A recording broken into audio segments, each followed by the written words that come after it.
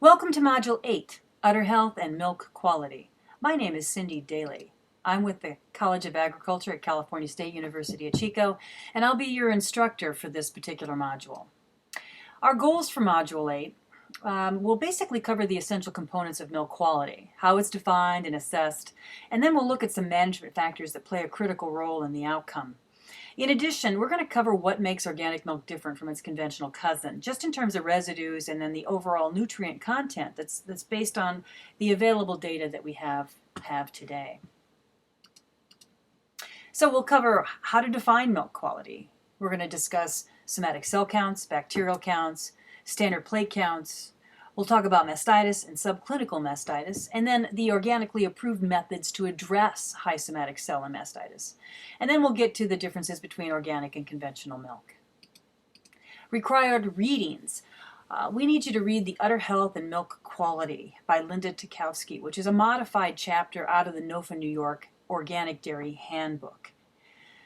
Also, the USDA 2004 milk residue testing results. It's a summary that they do periodically in order to test different milks for residues.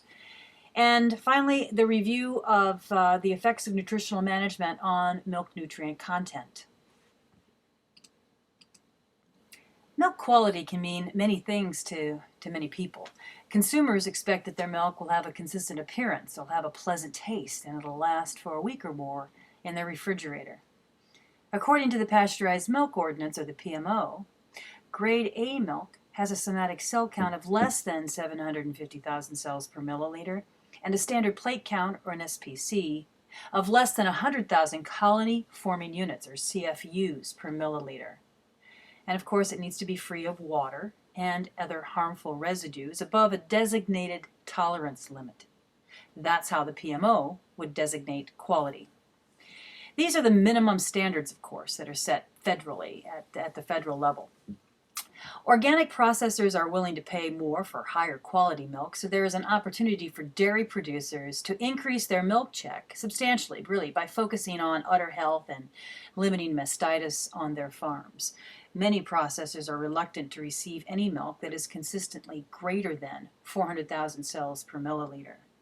We're pretty proud of the somatic cell counts at the university farm. We run typically around 150,000 cells per milliliter, and that's not uncommon for the California organic milk pool that we sell and market our milk through. The composition of milk, or the components that are found in milk, vary between the different breeds, but also it varies throughout the entire lactation curve within any breed. The Jerseys, for instance, are known for their high percent butterfat, and in our herd, butterfat increases as the Jersey cow moves through her lactation curve. Somatic cell counts, or SCC. In a healthy udder, somatic cells are epithelial cells from the lining of the mammary gland and some types of white blood cells, which are part of the immune system. A healthy gland should have cell counts of less than 100,000 cells per milliliter, and typically counts are much lower than that, actually less than 25,000 cells per milliliter in a healthy udder. Somatic cell counts go up when the bacteria invade the mammary gland. So when bacteria invade the gland, a few white blood cells will normally send out an alarm to the rest of the body and recruit thousands of additional white blood cells from the bloodstream to come into the mammary gland to fight the infection. Infected glands have somatic cells, an SCC count of greater than 250,000 cells, and are often in the millions, can go into the millions. If all goes well, these white blood cells are in there killing the invading bacteria, and then the somatic cells of the gland will decrease to less than 100,000 per milliliter within a 30-day period. So the cow's own immune system is designed to take out the bacteria that works its way into the mammary gland. Somatic cell counts are a very important to the organic dairy producers as they're often paid on milk quality attributes like a somatic cell count. For example, Organic Valley Co-op pays their producers a premium for low somatic cell milk. Milk over 450,000 cells per milliliter is docked 36 cents a hundredweight. At 350,000, there isn't any penalty, but there's no incentive either. At 250,000, the producers receive a 48-cent per hundredweight bonus, and then at 150,000, there's a 96-cent bonus. So there is quite an incentive to keep that somatic cell count low as possible. The National Mastitis Council recently published estimates on the number of infected quarters in a herd based on the average bulk tank somatic cell count. And they also then predicted the potential detrimental impact on the overall milk production. For instance, a somatic cell reading at a bulk tank level of 200,000 would reflect about 6% udder infected rate within that herd. And the result on milk production would be negligible. There wouldn't be any loss in milk production overall. However, when you move up to 500,000 somatic cell count, that would reflect that there's about 16% of the quarters in that herd infected to some degree. And the result is a 6% loss in overall milk production. And you can see by the table that's provided in this slide how as you increase somatic cell, you're going to drop milk production. So you're losing money two ways. One, with the milk quality bonuses that you're not getting because your somatic cell count is so high. But then you're also losing in terms of milk volume. You're not producing as much milk yield as you might have. You're not producing the hundredweight of milk that you would have at a lower somatic cell. Bacterial counts are another indicator of milk quality, and several factors affect your bacteria count in your raw milk. Certainly the cleanliness of the cow's teat and udder. Udder infections like mastitis would certainly drive it up, and the cleanliness of the milking machines and the milk storage units and the cooling devices that are used to cool the milk rapidly before it hits the tank. Excessive bacterial counts will impact the shelf life of that milk. It'll also impact the flavor, and it increases the risk of foodborne diseases like salmonella and listeria that might be found in the milk supply. Now, pasteurization does effectively kill a majority of the bacteria in milk, but it doesn't necessarily sterilize the milk. Thus, when milk has extremely high bacterial counts, a portion of that bacteria might survive the pasteurization process and be present in that final product.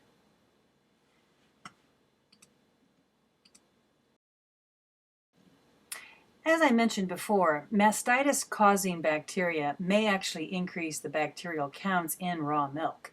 These are usually bacteria in the Streptococcus family and infrequently the E. coli family. The majority of the bacterial issues in raw milk are related to poor cleaning or to improper milk cooling.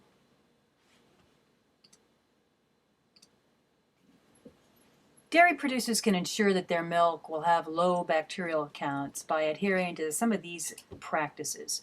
First and foremost, always milk clean, dry teats. That's really critical. Keep milk from cows that are infected with mastitis out of the bulk tank. We try to milk those cows at the very end of the herd and make sure that they never make it into the bulk tank. Ensure that the equipment wash chemicals are appropriate for the farm's water hardness. Test that to make sure that you are applying the appropriate amount of detergent and acid. Check that the rinse water and the wash water temperatures are within the recommended ranges. That's really a critical component. You have to have hot water. Sanitize the equipment immediately before milking. And then make sure that that milk is cooling to less than 45 degrees Fahrenheit and preferably less than 40 degrees Fahrenheit as quickly as possible.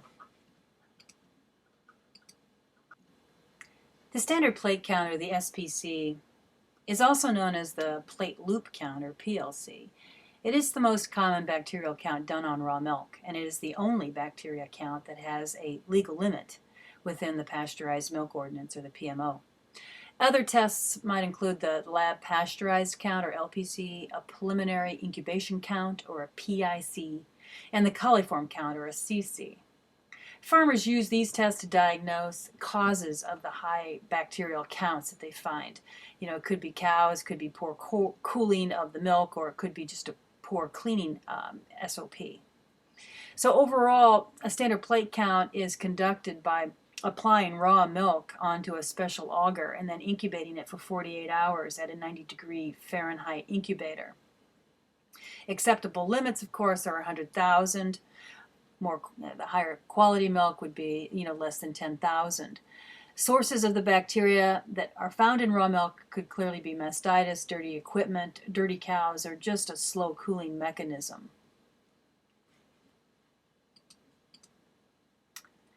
So again, high somatic cell counts can have several different causes. Failure to wash all milk contact surfaces with your dairy cleaning compounds, failure to use really hot water in the cleaning process. Perhaps you cooled that milk too slowly, or there may be a complete breakdown in the cooling system itself. And of course, overall poor sanitation practices during milking, and then of course in the handling process. Or maybe you let a mastitis cow slip through and she ended up in the bulk tank. Those are all ways to get a high SPC count. Other type of bacterial tests that reflect milk quality would include the lab pasteurized counts, or the LPCs. This is where milk is heated to 145 degrees Fahrenheit for 30 minutes to simulate the pasteurization procedure. And then that milk is subjected to the typical SPC plating process. It would reflect the more heat-stable type bacteria. Usually, mastitis bacteria are killed by the pasteurization procedure. So a high LPC would reflect that maybe the cows were dirty at the time of milking, or perhaps the milking equipment itself wasn't cleaned adequately. A preliminary incubation count, or a PIC, is where the milk is held at 55 degrees Fahrenheit for 18 hours, and then the SPC is performed. This will detect bacteria that grow at refrigeration temperatures. High PICs would indicate poor cooling, poor cleaning, maybe you've got some worn out gaskets, or the cows are dirty at the time of milking. Finally, the coliform count, or the CC. This is where milk is plated on a very special type of auger and incubated over time. A high CC might reflect dirty cows at the time of milking, poor equipment cleaning, poor cooling of the milk, and sometimes, but not often, it might reflect mastitis. Overall, these are the primary tests that can be done on bacterial counts and will help you diagnose where you might have a breakdown in your overall system. Not only do these bacterial count parameters help producers diagnose their issues, their milk quality issues, they're also used as a scorecard to base milk quality bonuses upon. So the following are examples of an SPC and PI adjustment to a base milk price. For example, if your SPC counts are below 10,000, you would receive a 25-cent per hundredweight milk bonus, which is nice. However, if you're over 31,000, you're going to get a 10-cent deduct per hundredweight. For the pre-incubation adjuster, if you're below 15,000, you'll receive a 50-cent per hundredweight bonus. Sweet. However, if you get above 51,000, you're going to see a 25-cent deduction on your milk check. Milk quality bonus categories overall. The SPC, if you're below 150,000, that's a 96 cent per hundredweight bonus in your milk check. SPCs below 10,000, that's 25 cents per hundredweight. The pre-incubation count, or PIs, if it's below 15,000, you'll see a 50-cent per hundredweight bonus. LPC, if it's below 75, will be a 40-cent per hundredweight bonus. So potentially you have the ability to pick up $2.11 per hundredweight bonus just in doing a good job with milk quality. Let's talk about mastitis. Mastitis is an inflammation of the mammary gland in response to an injury. Usually this injury occurs via an infection by a microorganism, most commonly bacterial. But physical and chemical trauma can also cause mastitis. If contagious mastitis is present in a herd that's planning to transition to organic, the farmer should really make all efforts to identify and treat and cull the infected animals prior to transition. In an established organic herd, this contagious mastitis may be more of a headache than you might imagine. But it can in fact be managed, and with continued effort and with monitoring, it can be maintained, it can be managed. Alternative therapy regimes usually yield some fairly disappointing results and are often impractical for large numbers of animals under these more infectious scenarios. There are more than 100 different organisms capable of causing mastitis in cows, and most of these are bacterial. These bacteria may be considered contagious, which would be, primarily living in the cow's udder and then spreading at the time of milking. Or they might be environmental, which means they live in the bedding, in the manure, the mud, and then infect the cow at some point in time. As we've said, there are over 100 organisms that are capable of causing mastitis. Then, the difference obviously is the contagious versus the environmental. And bacteria that cause mastitis they enter the teat through the teat sphincter, and the milk doesn't pass from one teat to the next, so it could remain isolated within a particular quarter. So there isn't cross communication between the quarters per se. There are two classifications of the degree of mastitis inflammation: clinical versus subclinical. The clinical mastitis contains visible changes in the milk or in the udder. There's some redness, some swelling, some pain. There's clots and flakes within the milk itself, and most commonly caused by environmental type bacteria. The subclinical mastitis would be the type of mastitis where there isn't any physical change in the udder or in the milk, but there are large increases in the microscopic cells and bacteria within the udder, so that there's a high somatic cell count. You can detect subclinical mastitis with one of the cell counting options mentioned previously, or you can do it by culturing the milk sample itself. Contagious mastitis commonly causes the subclinical version of mastitis. And for every one case of clinical in the herd, you'll probably have 15 to as many as 40 cases of subclinical mastitis.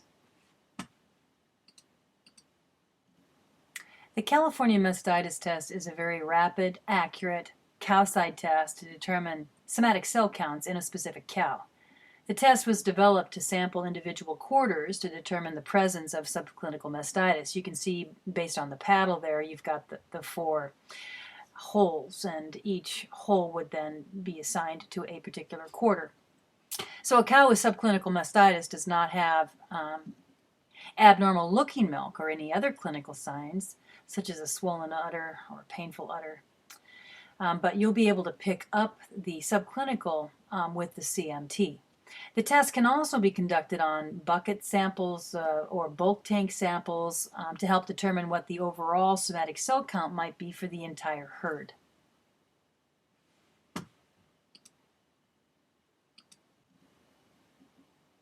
Some examples of microorganisms that cause contagious mastitis is Streptococcus agalactia, often referred to as strep ag.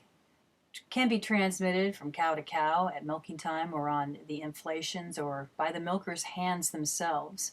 Tends to cause very high somatic cell counts, decreases milk production, causes very high bacterial counts. Another form of contagious mastitis is Staphylococcus aureus or Staph aureus. This is the one that really tends to be problematic and just hangs around in herds for a long time. The transmission tends to be through biting flies or cross-sucking by calves, very similar to strep ag in terms of how it can be transmitted from cow to cow at the time of milking or through the inflations or by the milker's hands. The symptoms and impact on milk quality: you'll see fluctuating somatic cell count. Occasionally you'll see clinical mastitis show up.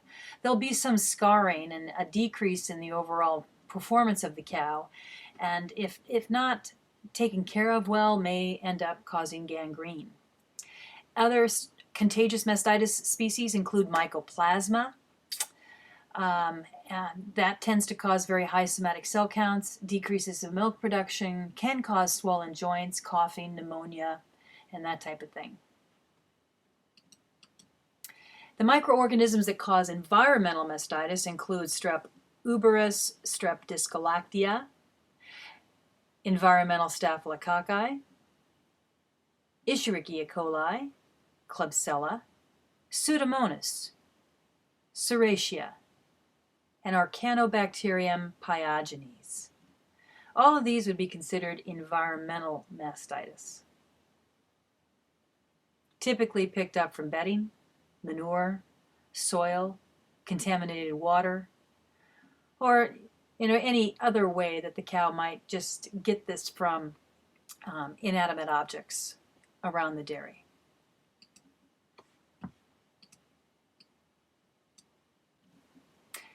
Here are some mastitis management strategies that could be implemented in your herd. The management of mastitis in a herd really should focus on prevention. You need to prevent new infections rather than having to deal with or treating infections as they occur. Even in conventional herds where antibiotic treatment is allowed, mastitis is problematic. So identifying the risks for new infections and adopting the best management practices to reduce those risks is really the key to producing that high quality milk and increasing your overall profitability. So here are the 4 main strategies. 1, good milking procedures. 2 is to maintain milking equipment, to maintain that equipment. 3 is really good dry cow management. And then 4 is to work out some effective mastitis type management procedures. So good milking procedures, that would include udder wash with a pre-dip. So before you attach the milking unit, wash or pre-dip the teats, and then wipe clean with a single-use towel. Forestrip into a cup or into the gutter, which stimulates the milk letdown response and then helps to identify if there is in fact clinical mastitis fairly early in the process. Using nitrile or latex gloves for all milkers. Gloved hands are much more easily disinfected between cows than when contaminated with milk or manure. Milking order. Milk cows with any contagious mastitis last. Overmilking, where the machine completely strips out the cow, damages the teat ends and causes cracks and that are more likely to be colonized by Staph aureus. Post-milking teat dip, apply immediately after milking to kill whatever bacteria might be left on the teat by the inflations, and then to protect the teat end until it actually closes down, because there is a period of time until that sphincter muscle completely closes that could be very vulnerable if the cow were to go right out and lay down in the dirt, let's say. Maintaining milk equipment on a regular basis is really important in terms of your mastitis management. A qualified individual should evaluate the mechanical milking system at least twice a year and perform a dynamic test while the system is in operation to just determine what the overall efficiency is. Rubber liners, the milking liners, need to be replaced every 800 milkings or every 60 days, whichever comes first. The rubber that's used longer than that deteriorates and will develop these microscopic little cracks and ridges that will hold on to the mastitis bacteria even through the wash cycle. Dry cow management is really critical to reducing the incidence of mastitis and the subsequent lactations. The dry period is a real important time for udder health. It's a period of rejuvenation of that milking tissue between lactations. So here's a couple of things that can be done during the dry period to really help reduce the incidence of mastitis. When a cow goes for dry off, you need to reduce feed intake for about a week, and what that will do is it'll reduce the overall amount of milk that's being produced. So she won't have such a volume of milk in her udder at the time of dry off. You should also teat dip the end of the teats with teat dip twice a day for about a week after the dry off has occurred. So when you stop milking that cow, continue to give her teat dip and expose those teat ends to dip twice a day for a week. Feed adequate amounts of selenium and vitamin E during that dry period. That really lends itself to an enhanced immune system function in that udder. And then keep the dry cow housing and bedding very clean, very dry. Hygiene is really essential. Here's an example of a mastitis management plan for a dairy. And clearly, healthy cows with good immune systems will often recover with no treatment whatsoever. But cows with severe acute mastitis may require some type of a measure to support their immune system and allow the opportunity for the natural healing to occur. Keep in mind that if you are administering any type of medication or any type of intramammary infusion, you need to use great care so as to not introduce new bacteria into the mammary gland along with the medication. The treatment is more problematic than the disease. So medication should be sterile and packaged in single-use infusion type tubes, and then use the proper procedure to apply the infusion. You need to dip and wipe the teat completely clean, and then use a little cotton with alcohol and make sure that you've completely cleaned the area, and then infuse the quarter.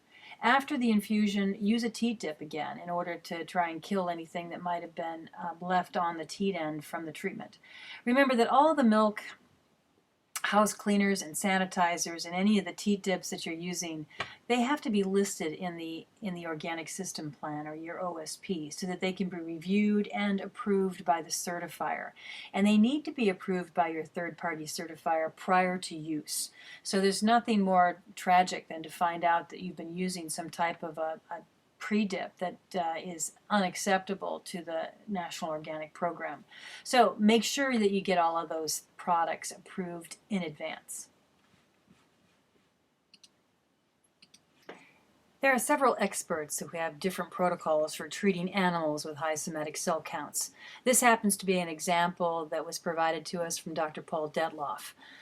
Dr. Paul would recommend that you administer 4 ounces of aloe vera pellets orally every day for 40 days, which will stimulate her immune system. 2 cc's of echinacea tincture, and that's typically given either sublingually or in the vulva for days 1 and 2, the first couple of days of treatment. And then he would also recommend a 30 cc sub-Q administration of Crystal Whey. And he does this by the tailhead on days 1, 2, 3, 10, and on 40. So you can see it's a very long-term type process, and oftentimes these alternative treatments are very long-term. They do take a lot more time. They're not as quick and to the point as an antibiotic treatment might be. Another protocol that was provided was with Dr. Hugh Karaman. He would suggest administering 5 cc's of an immunoboost product or 35 cc's of a BioCell CBT under the skin. It's a sub-Q injection on days 1, 2, and 3. Again, this is to stimulate the immune system so that the body can fight the infection itself. Additionally, he would infuse some type of an aseptic into the infected gland with an essential oil product, using more of the essential oil approach in something like a phytomast type tube. That would be administered on days 4 through 10. And then you need to apply an udder mint or some type of a liniment that can be applied topically on this, a hot, hard quarter to cool and to soothe that udder. These type of products, the cow really appreciates, and frankly, the milkers don't mind applying it because it really feels pretty good on the hands as well. I wanted to reaffirm the use of pre-dips and post-dips and having adequate equipment cleaners. All of these compounds are available for organic production practice, but they do need to be listed on your organic system plan, and they also need to be approved by your third-party certifier prior to use. So consistent with the National Mastitis Council, we highly recommend a pre and a post dip that's suitable for organic on your farm, and that using that kind of a procedure will help you reduce somatic cell counts and the incidence of mastitis. Finally, we wanted to cover some of the differences between organic and conventional milk, and typically that is differences in overall, pesticide residue levels, as you might expect between organic and conventional. The USDA Pesticide Data Program, it's the most sophisticated government program in the world that tests foods for pesticide residues. The PDP focuses on foods commonly used or consumed by infants and by children.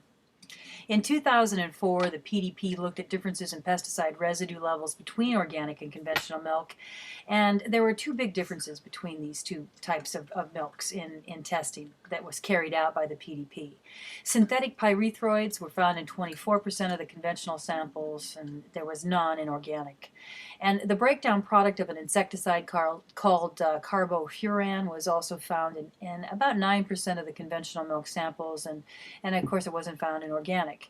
So the EPA is currently carrying out cumulative risk assessments of the synthetic pyrethroids to determine whether contemporary uses and residues found in food really comply with the Food Quality Protection Act, which is the reasonable certainty of no harm standard.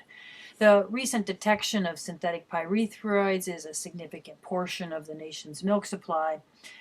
Will need to be addressed in that particular assessment. We think it's kind of an interesting finding, if nothing else. According to a study in Northeast England, organic milk does have higher concentrations of some of the beneficial fatty acids as compared to their conventional counterparts. The fatty acids include the total polyunsaturated fatty acids, conjugated linoleic acid or CLA, and alpha linoleic acid. All of these fatty acids have been linked to positive health effects. CLA in particular has been linked to a lower heart disease and a lowered risk of cancer. And typically these are related to the degree of pasture or high forage, pasture forage intake. The higher the forage intake, the higher the CLA and other types of long-chain fatty acids like omega-3s, which have been also proven to be very beneficial for human health. So much of that data, continues to be evaluated, and we'll continue to bring that to you in these modules as it comes to light. So I hope that you have enjoyed module number 8, and please make sure that you do and complete all of the reading materials before taking the final quiz. But thank you so much, and look forward to module number 9.